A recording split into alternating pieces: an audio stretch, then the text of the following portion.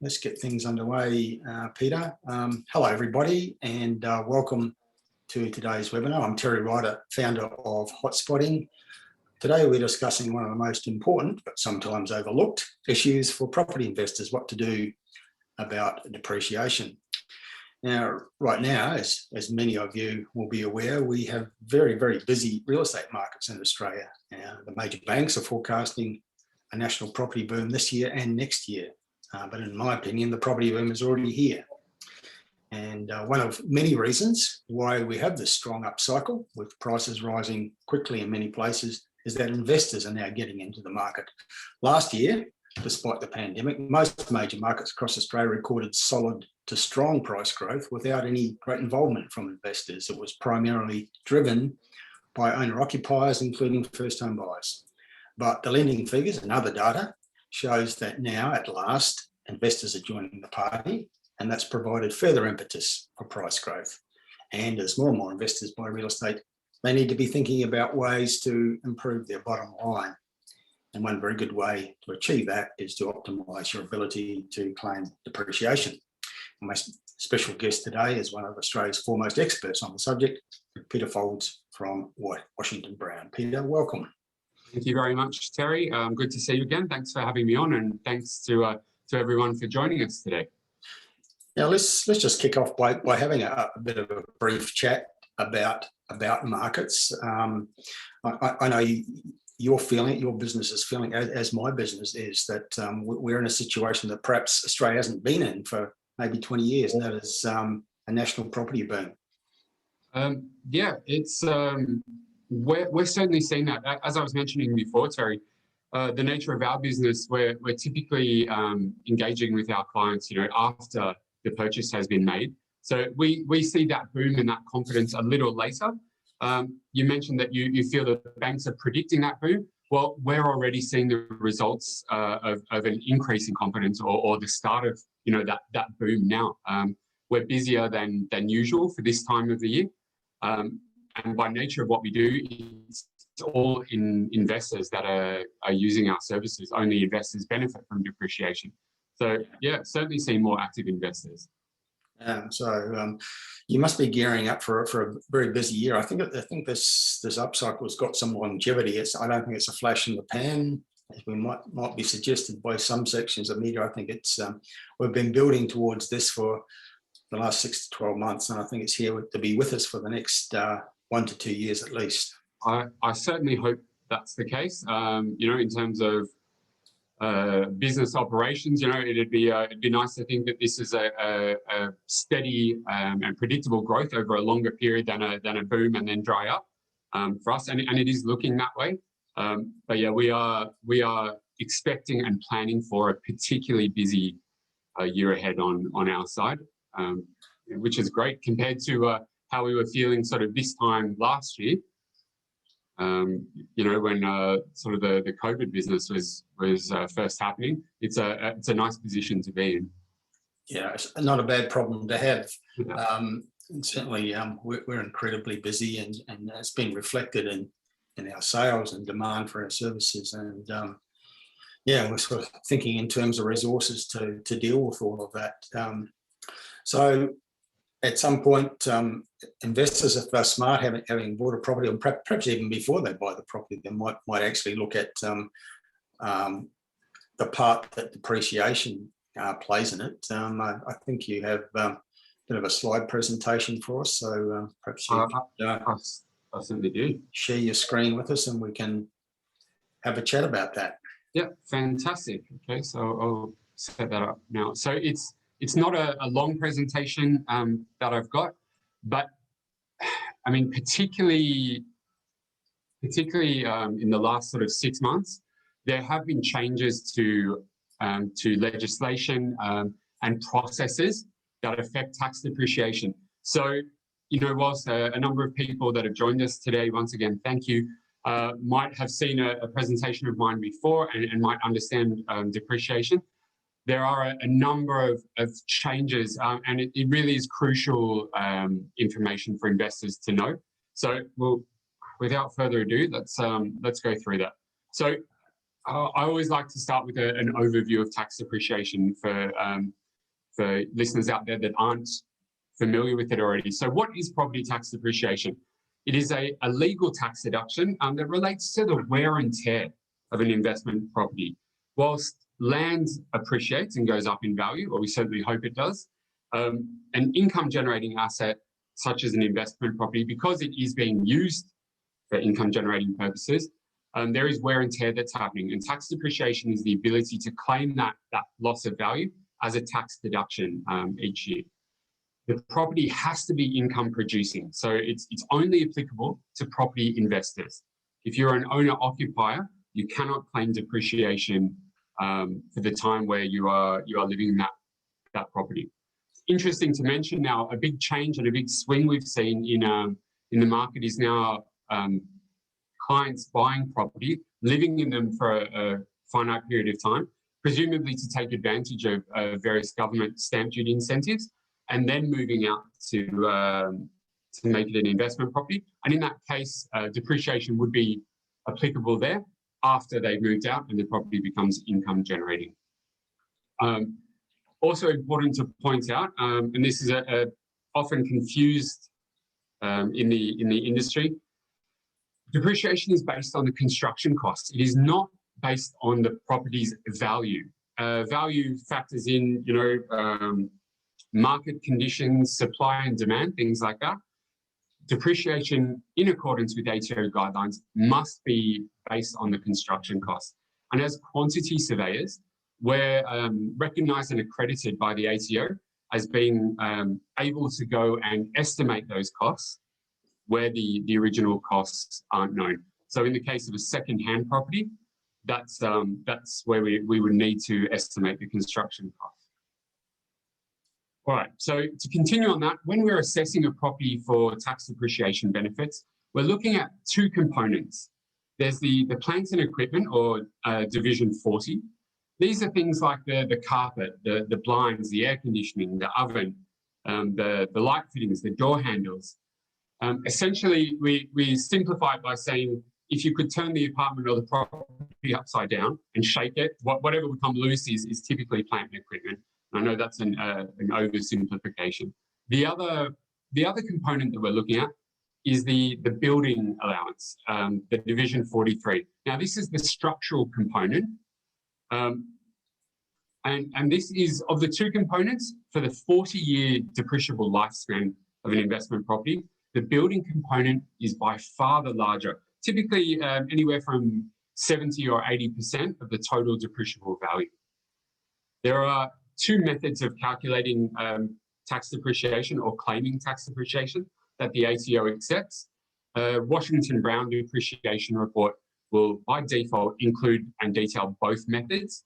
But essentially, in summary, the methods are the diminishing value method, which weights the bulk of the deductions in the earlier years. This is by far the most popular method. Most investors are looking to maximise and increase their cash flow as quickly as possible.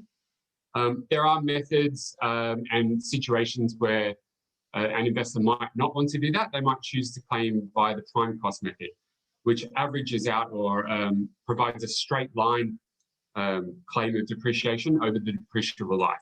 So you're essentially claiming a very similar amount each year that you're entitled to. Many people don't know what a tax depreciation schedule looks like. Our clients, even after they've ordered, aren't sure what they're getting. So I thought it might be beneficial to show a summary or a few screen grabs of what that final report looks like. So it is an ATO compliant document. You see here that we're detailing both the diminishing value method and the prime cost method that I mentioned previously. We're providing a detailed breakdown of all of the depreciable assets within that property, the ATO applied rate of depreciation, the initial value, and of course, the amount that the end result that the investor is able to claim in deductions. So really the important pages in the report are the summaries. They show exactly how much an investor is able to claim in depreciation, having owned that asset in that particular financial year. And in this example, you can see the deductions span the full 40 years. All right. So I also thought it might be of value to listeners today to take a more client-side approach and go through some of the questions that we're being asked in 2021. This is a collation of the most frequently asked questions we're getting. So the first one is should I get a depreciation schedule? How does it benefit me? So in summary, a tax depreciation schedule allows you to reduce your taxable income. The amount that's shown in your Washington Brown depreciation report is the amount you can claim off your total taxable income for that financial year. We look at an example without depreciation, earning $80,000, taxed at 37% for the sake of this example. You're taxed 37% of 80,000. It's 29,600 in tax you paid in this situation, this simplified situation. If we claim depreciation, we're still earning that 80,000. We're taxed at 37, except in that Washington Brown depreciation report, you're entitled to claim $17,000 in depreciation deductions in that particular year.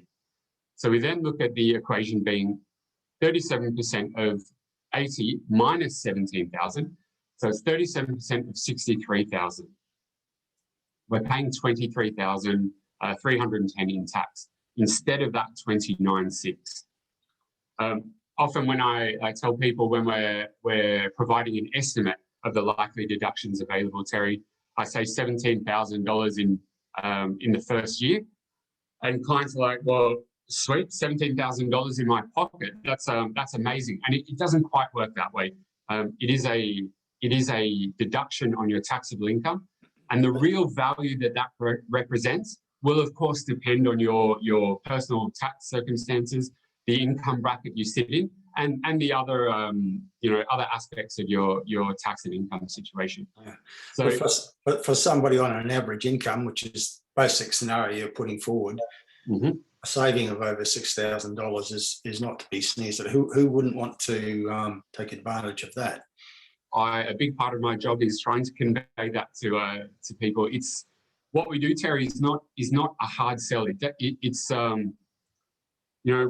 once a client or an investor understands depreciation and the benefits it represents, it really does make sense. The colloquial term is no-brainer, particularly when you consider that the price of a report where we do need to do an inspection would be a one-off tax deductible fee of $770 or less for Hotspotting subscribers. Once again, that's a one-off tax deductible expense and provides, in this example, a $6,000 deduction in the first year alone. Remembering there are 40 years worth of deductions in this case. It's really a lot you're leaving on the table or wasting if you don't get a depreciation schedule. Yeah. Okay, so 2017 seems such a long time ago, and it was. Time flies when you're having fun, or in pandemic days when you're cooped up inside and not allowed to go out anywhere. But this legislation change that occurred in May 2017 is still very, very current, very relevant, and still comes up as questions very much daily, hourly at Washington Brown. So in May of 2017, in the federal budget announcement, the government announced that they are going to limit or deny tax deductions on previously used plant and equipment assets. So whilst it took them a long time to clarify this very, very ambiguous and vague statement, there was a lot of time where we weren't exactly sure of how that legislation would look.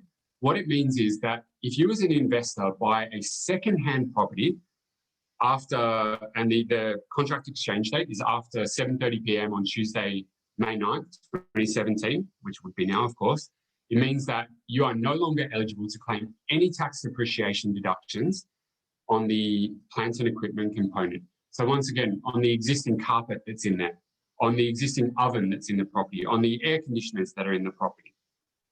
So it was a massive hit to the depreciation industry and to investors. We certainly felt like the reason the government made these changes was valid. They were needing to address a a loophole in legislation. But we kind of feel what should have been delicately whittled out with a chisel was very much belted with a wrecking ball. So, but that nevertheless, that is the way it is. The problem that came from this is what we're still seeing is a lot of investors are being told by professionals associated with the industry, certainly people in positions of authority or expertise, perhaps in accounting or real estate, may not have got the full understanding of this legislation change. And it's worth mentioning that their specialisation isn't depreciation, Terry. So they're not expected to know the nitty-gritty of it. The problem is that we are continually seeing a lot of property investors being told by these professionals, well, look, you know, Mr. Ryder, you've bought a second-hand property. It's now no longer worth claiming depreciation. You're not entitled to claim depreciation, or you know, that property was built 10 years ago. You can't claim depreciation. And it's the buzzword, you know, at the moment, thanks to events in the States, it's fake. It is fake news. It's being treated as gospel because it's a second-hand property. I cannot claim depreciation deductions. And the fact of the matter is, I'm continually seeing investors miss out on even tens of thousands of dollars in deductions over the first 5 years of ownership. So we always urge clients at Washington Brown, if you own an investment property, you are not expected to know the ins and outs of depreciation. It is a very unsexy niche area. That's what we specialize in. We'd encourage you to engage us to prepare an estimate. We're happy to produce an estimate for free. That way you can be sure that there is either no deductions available to you, that it's not worthwhile proceeding, or you in most cases, you might be pleasantly surprised that even though that property is secondhand, there are still thousands of dollars worth of deductions available to you for a number of years to come. So Peter, and people, it's just a phone call, isn't it? To the phone Washington Brown and just ask the question, and absolutely find out without incurring any expense whether it's worthwhile going ahead and actually getting a formal depreciation schedule prepared. Absolutely, and you know, it sounds like a fantastic sales ploy. Why would I ask the guy who sells depreciation reports whether it's worthwhile me buying a depreciation report? So for the skeptics out there, I understand that. From my side of things, it's a very short-term business strategy and outlook. If I was to do that, we wouldn't have been so fortunate to have received the 5-star ratings that we have, the industry recognition, the awards that we've won, and be enjoying a 40-plus year operation in the market if we were doing that. And I can testify to that personally, because I bought an investment property 18 months ago, which was an old property. And I bought that property primarily because the land could be subdivided and I could build additional dwellings, and it's proven to be a great investment. Just with the existing house, but a very old house. And I asked you the question, and he gave me a very honest answer. In that case, it wasn't worth me going to the expense of having a depreciation schedule. So I can testify that you do give honest answers to that question. What a fantastic testimonial. Thank you very much. So that is the case. We also have a guarantee that if for a residential property, if it's built after 87, we wouldn't, if we don't achieve at least twice the fee in deductions in the first year, we wouldn't proceed with the report. There would be no charge. If the property is older than that, we typically go back to the client and say, well, look, you know, we think there's this much in deductions available to you each year for the next 15 or 20 years. You then, as the client, are telling us whether that represents value to you, whether in your tax position, that's enough of depreciation to warrant the expense of the report. Yeah. And there's a question sitting there in the Q&A panel where one of our listeners is asking, can we still claim depreciation for a property that's 50 years old? And I suppose, generally speaking, the answer to that is no. In general, yes. It's no, but this is actually a slide that we'll come to a little later on, but a fantastic time to address it. So in that situation, we would want to assess that property, and we do assess properties like this on a case-by-case basis. So in a 50-year-old property, it is highly likely that if you've recently purchased that, you have paid more for that than what it cost to build 50 years ago. It's gone up in value and was desirable enough for you as the investor to purchase that. I would be very surprised, and it is a very rare occurrence that a 50-year-old property would not have had considerable, significant renovations or improvements. Now, whilst in this example, Terry, the depreciation on the original structure of a 50-year-old property is absolutely expired. There's nothing available on the original structure. You've bought that second-hand, so there's no depreciation available on the existing plant and equipment items. Once again, the aircon, the carpet that was in there when you purchased it. However, you as the current owner of this income-generating property are still entitled to claim the yearly deduction on the structural component of any renovations or improvements that have taken place after 1987. And once again, as quantity surveyors, it's our job to assess that property, look at what you might be likely to claim based on those previous owners' renovations, and it's our job to assess how much they cost and when they were done. And we tell you, look, based on the previous owner's renovations, we think you're looking at $500 in tax depreciation deductions each year for the next 20 years. This would be the cost of the report. Would you like to proceed? Yeah. So just to refer to my own personal circumstance that I mentioned a moment ago with that particular property, it was more than 50 years old. And at the time I bought it, your answer was, no, it's not worth getting the depreciation schedule. But in the meantime, to make the existing property more habitable and rentable, I've replaced, for example, the hot water system. I've put in an air conditioning unit and some other changes. So at that point, it maybe becomes worthy to ask the question again, whether I should get a depreciation schedule for those new items that I've put in. Absolutely, and here's transparency for you. If it is a single item that you bought for this older property, Terry, or anyone else out there, whilst you cannot, as of legislation changes, you cannot claim on second-hand plant and equipment items, you can absolutely claim the full tax depreciation benefits on any brand new plant and equipment items that you're purchasing for this investment property. Now, it wouldn't apply if you buy that off Gumtree or eBay secondhand. It has to be brand new. Now, in that case, by all means, you're able to claim depreciation. If it's a one-off item where you can show a cost and a date of purchase and a price, your accountant might be happy to work out the depreciation on that one item. You may not need to come to us for that. Mm. Where it would be a good time to come and see us is if in that property, Terry, you've spent $12,000, you've improved both bathrooms, you've upgraded the kitchen, you put some carpet in, you put an awning out the back, for example.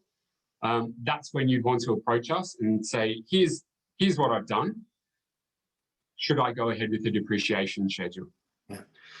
Okay, well, thanks for that, Peter, and for Nagaraju, who asked that original question. It's probably worth making a phone call and having a chat to some of the people at Washington Brown just to see whether changes that have been made more recently might necessitate a depreciation schedule. It's a phone call. If you're thinking from listening to me already on this presentation, geez, this guy talks a lot, I don't want to make a phone call and get stuck on a call with him. Just email the property details, mention that you were on this presentation and that you'd like an estimate. We'll ask for some more information on the property, and we'll happily conduct that preliminary assessment for you. The best email address would be info@washingtonbrown.com.au. So just info, washingtonbrown.com.au. Okay.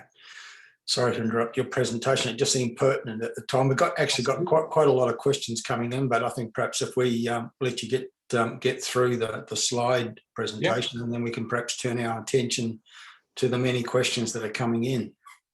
Fantastic. All right. So, as I mentioned, there is fake news. It was this myth in the industry now that investors are being told that just because your property is secondhand definitely means you cannot claim deductions, and it is just not true. It costs you nothing to double check that. You don't have to take my word for it. Let us investigate that and see what you're looking at in terms of deductions. As I said, you're still able to claim the building allowance component in cases where the property was built after 87, and that is by far the bigger of those two components. So we've talked about second-hand property being affected by that legislation. It's important to mention as well that brand new property was exempt from this legislation. If you purchase a brand new property after the legislation changes, as long as that property is available for income generating purposes from settlement, so it cannot be owner occupied for any duration, you would still be eligible to claim on the plants and equipment component as well as the building allowance. If you are living in it for that first 6-month period, which as I mentioned before is becoming quite common or popular, you will still be able to claim deductions on that larger structural component, just not on the plant and equipment component. I thought I'd show a case study here. This is for a 4-bedroom house built in 1970, so before that 1987 cutoff date that I keep mentioning. Purchased for $740,000 in January of 2020. So it's a second-hand purchase, built before 87, no deductions on the original structure or the existing plant and equipment, but the owner has put in carpet, a dishwasher and a small split system air conditioning.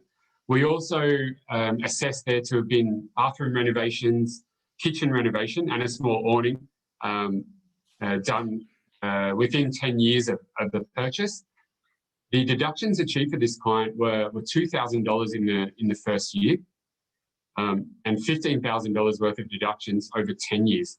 Now, in this particular case, we did not need to conduct or charge for an inspection. It simply wasn't of any benefit or value to the client to charge to include that inspection component. Now, this brings me to the second piece of fake news. It's also very, very a common misconception that people are being told, and it's being pushed in the industry, that if you are having a tax depreciation schedule prepared, you absolutely have to have an inspection done. It's sort of been accepted as the way things are, and it certainly was the norm for quite a while, but it is not the case, and I'll touch base more on this shortly. So a second case study, this one is for Wodonga. That area, the purchase prices are still a lot lower, but it is a growing market. Because it is a well-established area, yes, there is a lot of new construction going on, but a lot of second-hand property being exchanged and trading hands. So this client purchased a house in Wodonga for $440,000. They've done nothing to it because it was built in 1997. Yes, second-hand, but still in great condition. So they didn't need to do any renovations.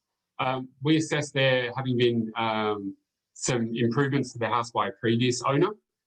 And some of these would have been necessary. Probably the painting and retaining wall were sort of more cosmetic things for the sale. In any case, because they were still able to claim deductions on the original structure and these previous owner improvements, it was a $3,500 tax deduction in the first year and $35,000 over the first 10 years. And I know for a fact in this case, we also did not need to charge or conduct an inspection. All right, so this is particularly relevant now. We're trying to educate the industry, and we've got a big campaign on at the moment to accountants to ensure that they're fully aware of the implications of those legislation changes and what is required when preparing a tax depreciation schedule. So, one myth or saying with the norm is, as I said, an inspection is always priced in as standard because it must be conducted. You have to have a depreciation schedule. That's the current norm. The other saying that we hear a lot is it's always worth getting a depreciation report. I've got an investment property. It is always worth getting a depreciation report. So to debunk these and to show the changes, is it always worth getting a depreciation report? Well, the definitive answer is no. What we know for sure, for certain, there are some properties and situations where there are no depreciation deductions are available, or not enough to justify the one-off cost for the report itself. Even if we're not charging for that inspection component, which brings the cost of the report down a bit, it still may not be worthwhile or of benefit for a client to proceed with the report. And Terry, that's certainly the case, with the example with your older property that we've discussed previously. Yep. I've also mentioned that we conduct that preliminary assessment. If there is no value or benefit in going ahead with a report, we will tell you.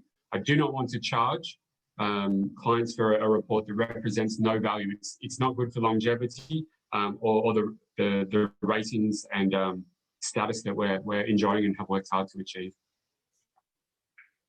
So regarding the inspection, that other norm that it's always required, is it always required? Well, the not so definitive answer is maybe. We need to assess it on a case-by-case basis. If conducting an inspection is necessary to ensure that our clients are claiming the maximum allowable depreciation deductions, that is the way we will suggest moving forward, and that is the way we would prefer to move forward. We're talking about a couple of $100 difference between inspecting and not inspecting. That's tax deductible deductions, and the difference could be, thousands of dollars in deductions over the first few years. But we will pick that up in our assessment. So once again, if an inspection is necessary, we will certainly advise and suggest and price accordingly. The key here is that it isn't always necessary or of benefit. I'd like to go through some more reasons or examples why or when an inspection may or may not be required. It's really important because what's happened recently is we're telling clients, look, in one example, we're already familiar with this building. You bought it secondhand. We've already been to site. We've already estimated the construction cost, how much the building costs to build. We know the common areas and we know the inclusions involved. So in this situation, if we can be provided with the strata plan, so we know the unit entitlement documents, and we can see internal photos or a floor plan of the apartment, it's simply of no additional value or benefit for the client for us to charge for an inspection. This is challenging the norm. And in some cases, the clients are thinking, well, is there something dodgy going on here? Or accountants are telling them, well, hold on, how can you be getting an accurate depreciation report if they're not providing you an inspection? Well, the fact of the matter is you cannot claim on the oven that's there, it's secondhand. You cannot claim on the carpet that's there. You can only claim on the structural component.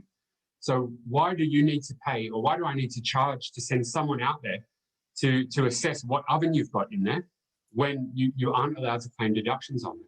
As long as I can see the structure and all the eligible structural components that you'd be able to claim on, it's simply of no value to charge for an inspection. All right, so these are the last two slides I've got, and it's just to show 5 reasons, 5 common reasons where an inspection is not required. It's of no additional value, does not translate to any additional deductions for our clients. So as you can imagine, in our 40-year history, we've been involved with the vast majority of residential and commercial developments around the country, certainly in the eastern seaboard and major population centres around the country. So if we're already familiar with the building and have been involved in the construction side of things, we've already got that data. We don't need to charge you to go out and estimate that when we already have that on file. So that's one scenario where we wouldn't need to charge for an inspection. If it's a brand new building and we've been to the building once, we've gotten a schedule of finishes from the developer, and we'd ask you as the client to provide a schedule of finishes, which you would have been given by the developer, so that we can ensure that it is the same that we've assessed. Once again, we've already been to site. We know what's in your apartment. With provision of a floor plan and unit entitlement information, we can ensure that you are claiming the maximum allowable deductions without charging for that additional unnecessary inspection. Other reasons why we may not need to inspect are where there's an abundance of data on the property available online. Now, whether that's in the public realm or via subscription-based property data services that we subscribe to. In some cases, the client can provide us with that data. The property managers have already got some of that data and can provide it. If it's already available, and once again, we'd always assess to make sure it is 100% satisfies our requirements. If we've already got it, we do not need to charge to go and acquire it again. You can see here, as I've mentioned, if it's a second-hand property, you can't claim on the existing plant equipment. So it just might not be worthwhile conducting that inspection. The other scenario, of course, is, easiest example is in a brand new build, a brand new house, for example. The ATO expects you as the investor to be able to provide us, in this situation, with the construction costs, the plans, the schedule of inclusions, and the details of any additions that you've made to the property. Now, in accordance with ATO guidelines, where the actual construction costs and data are known, you as the owner and us as your quantity surveyor must use that actual data. So once again, no point charging to go out and estimate things when we have access to the original construction and actual construction costs. All right, and just briefly, 5 reasons why we would advise or we would need to do an inspection. If the property is unique, now we all like to think, my place is special, and that may be the case. And what I'm referring to when I say the property is unique, it might be particularly high spec or classed as a luxury property, non-standard, in terms of design and inclusions. In that case, you'd probably want an inspection. That's how we're going to maximise those deductions for you. Point number 2 here, the legislation changes that I've mentioned a number of times only apply to residential property. So if the property investor has purchased a non-residential premises, if we are not already familiar with that development or that building, it may be beneficial for us to go and inspect. An inspection may translate to additional deductions.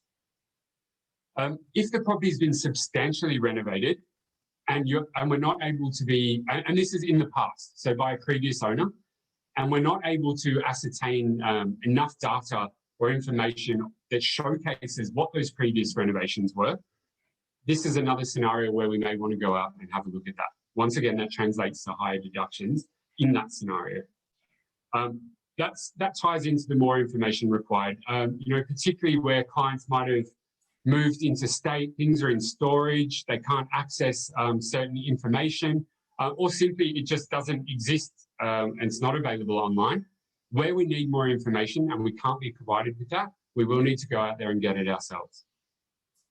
And finally, if the property does qualify to claim on the plant and equipment component, for whatever reason, it is worthwhile in that scenario to go out and have a look at things if we're not familiar with it already. So these last 2 slides are really put together based on a lot of feedback and I guess concern that we were receiving from clients receiving no inspect quotations and thinking, once again, is this right? I've been told an inspection is always required, that I have to pay for that. And much of our competition are still operating under those procedures, the norm. So I guess we have been a bit disruptive or innovative, but it's worthwhile mentioning that the reports that we release are 100% accurate. We guarantee that. They are ATO compliant in our 40 years of preparing reports, and it's about 10,000 a year. We've never once had our figures rejected by the ATO. our figures are relied on by CoreLogic, RP Data, who are the authority or one of the authorities on property data within Australia. And we're trusted by some of the largest names in the real estate and finance industries. So it's just to highlight that it is not a second-rate report. It's just an innovative way of looking at things, responding to legislative changes, where we don't want to charge our clients for a component that represents no additional value to them.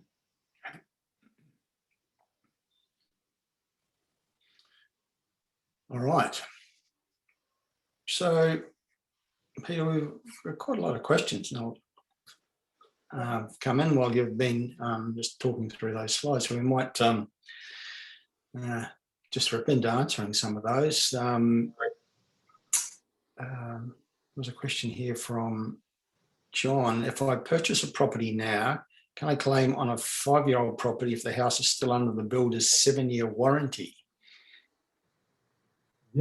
Yes, you can. I'll extract the depreciation perspective from that. What's relevant to me and depreciation on this question? It's a 5-year-old property. You've just purchased that. You've presumably purchased it second-hand. You cannot claim on the plants and equipment component. You have 34, 35 years left of yearly deductions on that larger structural component. Proceeding with a report is absolutely going to represent value for you. In terms of the builder's warranty, where that may come into play is if under that warranty, they replace an item or repair an aspect, you may not be eligible to claim depreciation, even though that component or aspect or item is new, because you haven't paid for that. The ATO believe that you are not entitled to claim a deduction of any sort, or may not be able to, because you have not incurred the expense of that item. Okay. Steve, this question, please explain on a brand new unit, can you run a total depreciation off over 4 years? Does that make any? Yeah, if I understand the question, Steve, was it? Yeah. Steve, the ATO defines the effective life or the depreciable life of a depreciating asset. I would love to have the authority and the power to give investors the depreciation in the first full year, write it all off in the full year. The fact of the matter is this is set, those effective lives and the depreciable life is set by the ATO, and we must adhere to that. So there will be certain items within your brand new property that do depreciate over the first 3 years.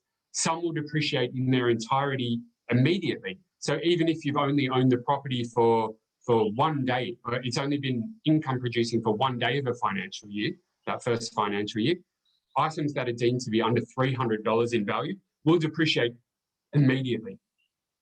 Some, as I said, will fall into a category where they depreciate, over the 3-year period. And then individually, there might be 5, 7s, 8s after that, all the way through to the structure itself, which depreciates over the 40-year period. Fact of the matter is we have no play over shrinking that beyond the diminishing value method, which sort of accelerates the depreciation and the prime cost. Okay, Brielle was asking a question, and this is relevant to me with one of my properties as well. What about having your property painted at a cost of $5,000? Is this depreciable? Yes, it is. And there is some grey area if we're talking in general terms. So it's something that we'd like to assess when we see painting in a list where someone's provided us with details of additions. We like to investigate it a bit more. Yeah. Okay. You cannot claim depreciation on repairs. You can claim a tax deduction, but it doesn't fall under depreciation.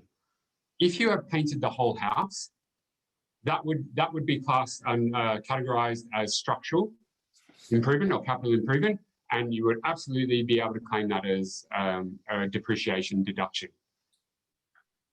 Okay. Here's a question from Nilesh, and I'll see whether this we can make some sense of this. Do we need to take a depreciation report for 40 years for a new property, or have to take it for the initial 10 years, and after the next 10 years, as the property value will increase, and we can perhaps get a second depreciation report?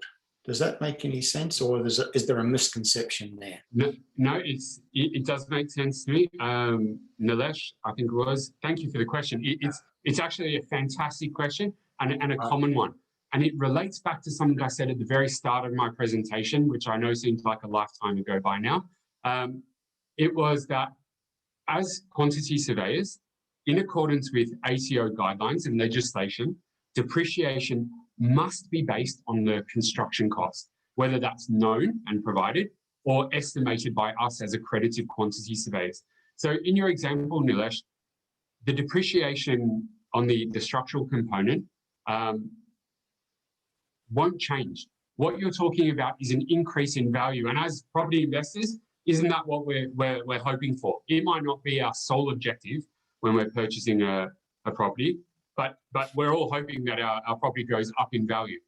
That does not affect the depreciation. Once again, for depreciation, we must only be concerned and allow for that original construction cost, not changes in the value of that property. So coming back to another part of that question, that original depreciation schedule that you had done will span and is accurate for that 40-year period. The only time we might want to amend that or update it is if 10 years later, you go and do a significant or considerable amount of renovation or improvement, you're going to want to claim the depreciation deductions of those.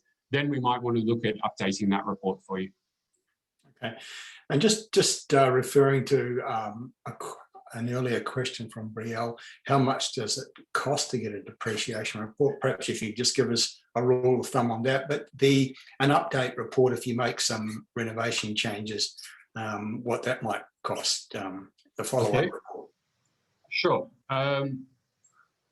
Okay, so just generally speaking, so an overview, look, our standard fee for a report where an inspection is conducted is $770 GST inclusive. There are absolutely cheaper providers in the market, some much cheaper. We are not wanting to be cheap. We are ensure that we are providing the most value and that our pricing is competitive, which it is. We're not interested in being the cheapest. We're interested in ensuring the maximum ATO compliant deductions for our clients. As I said, we want to ensure our clients are audit proof. And so that's why our pricing is positioned where it is. For hotspotting clients, there would be a reduction, or hotspotting subscribers, there would be a reduction. That's likely to bring the cost of the report down to $660 where we are inspecting, or $440 where we're not inspecting, compared to $500, standard where we're not inspecting. In terms of updating or amending a report, if you've had a report with us, in the last 5 years, and you've gone and bought an air conditioner, as I said, if you've gotten the report from us within the last 5 years, we wouldn't charge to update to include that air conditioner. If you've gone and done a $25,000 renovation or improvement, there might be an amendment fee of anywhere between $110 GST inclusive to $330 GST inclusive, assuming and depending on the information we can be provided. Okay. Gautam is asking, how old is old to claim depreciation? What if the property is only 1 year old? Well, my thoughts on how old is old have actually recently forced to be readjusted, having sat in front of the camera before this session and noticing a lot more grey hairs and wrinkles around the place. So how old is old? Hopefully not that old. Old is hopefully not that old. From a depreciation perspective, it's, as a rule of thumb, we know it's going to be a very worthwhile proceeding for clients if they purchase a property after 87. If the property was built after 1987, definitely within the 90s, we're really, really, really confident, and as a rule of thumb, it will be worthwhile or of value to proceed with the depreciation report. Older than that, I guess that's old. But as I mentioned before, we'd still want the opportunity to look into that property to make sure that you're not missing out and claiming deductions on previous owners' improvements. Perhaps to ask that question in a different way, how do we define new to get the full access to all that's available for new properties? Fantastic question. One that has been in an ongoing debate between our firm and the ATO for quite some time. And it came to I won't say an ugly head, just we'll say a long-awaited head last week, coincidentally. What the ATO have told us is that, how do we define new? Did you pay GST in the purchase? If you have paid GST on the purchase, if there is a GST component to the amount you have paid the builder, or the amount you have paid the developer, then yes, it is classed as brand new. They see that as the hard and fast rule. Okay. AJ is asking, for an investment property purchased pre-May 2017, can I claim scrapping value on the remainder of Division 40 and Division 43 amounts, planning to demolish and build 2 new investment properties? Okay. That's definitely outside the realms of Depreciation 101, and a fantastic question. Before the legislation changes, this question has been referred to scrapping. Scrapping, or officially known as the residual value write-off, was a case of, if I've been renting out an investment property, my depreciation schedule says that there's still 4 years worth of depreciation deductions against the oven that's in the property. And now I'm replacing the oven because I want to attract better class of tenants, a higher rental income, for whatever reason. Scrapping, or residual value write-off, was the ability to claim the remaining value for that remaining 4-year period on that oven that's been chucked out. So that's, for everyone out there, that's what scrapping is. That got messy and complicated and significantly reduced with the legislation changes came in, because now you wouldn't be entitled to claim if that oven was second-hand. So in your case, sounds like you purchased the property before the legislation changes. It was income generating and has remained income generating since prior to the legislation changes. If you are demolishing that property and building investment property on that site, I believe, yes, you would be entitled to claim the scrapping, any scrapping deductions. Absolutely. That's definitely one you should reach out to me, info@washingtonbrown.com.au, and ask the question. I'll happily look into that a little more for you. Okay. Andrew's asking, can you claim depreciation on a property in your self-managed super fund? Wonderful question. You certainly can. Need to mention here with this that the benefits will be slightly reduced. What do I mean by that? I mean that in a self-managed super fund, I believe the tax rate is capped at 15%, I believe, if that's still current. So if you're getting a $20,000 tax deduction in the first year for depreciation deductions and you're taxed at 15%, it's going to have less of an effect on your cash flow than if you are being taxed 37% on your taxable income. Still very much a benefit, still very much worthwhile. Yes, you can claim if the property is owned in a self-managed super fund. It's just the benefit translates to a slightly lower amount cash at the end of it. AJ has just responded to your response to his question about scrapping. Woohoo, perfect, thank you. So it was the answer he was looking for, I gather. Now, there's been a number of questions from several people, and I guess we can summarise them all. It's all relating to the impact that your depreciation claims have on capital gains tax that you might have to eventually claim. So I know that's something you do like to address. Yeah, it is. It's certainly something that I need to put in the disclaimer. You need to talk to your financial advisor or accountant for definitive advice or suggestion on this. From a depreciation perspective, and it is a great question, there are, as I said, there are two components to depreciation. If you are able to claim on the plant and equipment component, great, claim it. You never need to consider or factor in those deductions into a CGT equation in the future. They're yours, and those benefits are there to enjoy. On the structural component, the building allowance, you do have to factor in deductions you've claimed into a CGT equation if you go on to sell the property. So why bother doing this then if I'm just going to have to factor it back in? What we like to ask clients to consider when they come to us with that question is, do you know 100% that you will be selling that property in the future? How far into the future will you be selling it? If you are unsure, if there is a chance that you may not sell it, if there's a chance that you're going to be holding on to it for quite a while before selling it, we'd suggest, wouldn't you benefit more from having those tax deductions and the cash flow advantage in the years where you do own the property than missing out on those, waiting for a what if or a maybe to happen in the future? The second part and second thing we'd like people to consider in that situation is, in Australia, we're lucky to benefit from a 50% capital gains tax exemption.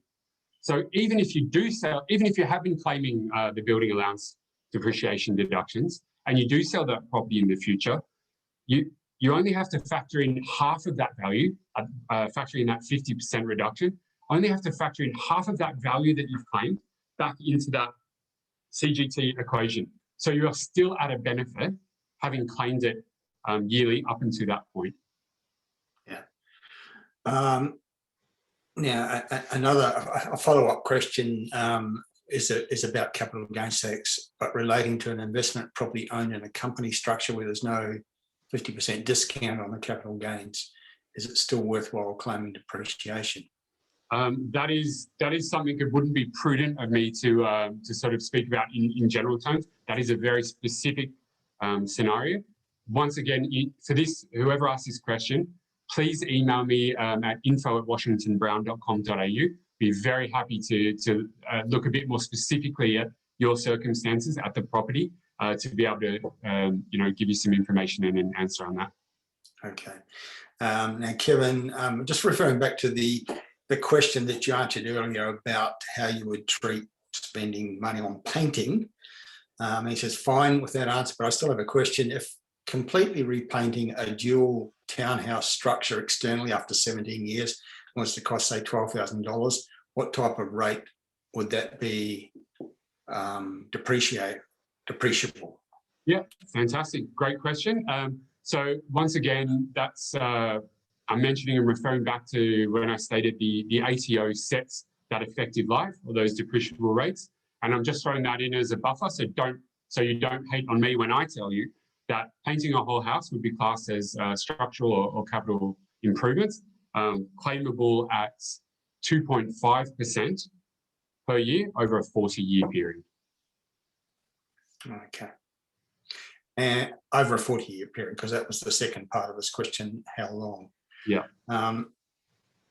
We're getting a number of questions that perhaps people should direct to an accountant, perhaps, but Brielle's asking a follow-up question about the cost of a report. Is the 770 report a tax deduction? It may depend on the individual circumstances, but I think often it would be, wouldn't it? In the vast majority, in fact, yes. The answer is yes, it is a tax deduction. I have seen some scenarios, very, very rare, obscure scenarios where it wasn't. In general, for most investors, the cost of the report is fully tax deductible in the year that it's incurred, as long as the property is income generating. And just a caveat on that, that 770 is our standard pricing. Highly likely that if your property is residential in a metropolitan area or major capital centre around Australia, if we did need to inspect because you've endured this presentation, the fee would be lower than that $770 for you, likely $660. Okay. Claire is asking, can you do a depreciation report on an existing plus new granny flat addition, and do we have to wait for the granny flat to be finished, or can you do the report on the basis of the build contract? She's asking because the granny flat build may not finish until July. But I'm guessing, Claire, in this scenario, and it is a very, very common one, very popular investment structure or situation now, I'm guessing that the existing house is tenanted and is income generating, and that the granny flat will be also, obviously, but that's not going to happen potentially till the new financial year. If that is the case, the answer is yes, absolutely. We'd look at whether an inspection is required. Well, firstly, we'd be wanting to check that there is absolutely value and benefit in proceeding with the report for the existing house, whether we need to conduct an inspection or not, whether that represents value or higher deductions for you. We'd price for that report, knowing that the depreciation schedule for the granny flat is coming down the track. It's likely that you'd want to keep them on separate reports because it gives you a bit more freedom. If you ever subdivide it, it's handy to have the depreciation schedule separate. It also means in a situation like yours where one of the two premises or dwellings is income generating, means you can start claiming deductions now. You're not held up waiting for the other component. Okay, I think we've actually, oh no, Kevin's come back with a follow-up question. I think it was relating to painting. Would the need to paint externally in an investment property ever be considered rather than structural, but as repairs and maintenance? Yes, also a very good question. Yes, there are scenarios where painting can be considered repair in these scenarios. You'd want to talk to your accountant on when they would be, what conditions or circumstances they'd be happy to treat it as a repair. From our perspective, if you have, this is very simplified terms, the way the ATO see it from a depreciation perspective is if it is the whole house, it is an improvement, or it's a new item, or it's structural. If it's one wall that you've done because there were, the paint had faded or was chipped or there were holes or whatnot, painting one wall because it was damaged would be a repair. So you need to chat to, I'd be happy to further that discussion with you, certainly chat with your accountant over where on that scale, what you've done, the painting you've done fits, and how it would be treated. Okay, thank you, Peter. I think we've answered all the questions that have been typed into our Q&A and chat boxes today, which is great because we've been going just over an hour, so it's probably timely to wrap it up.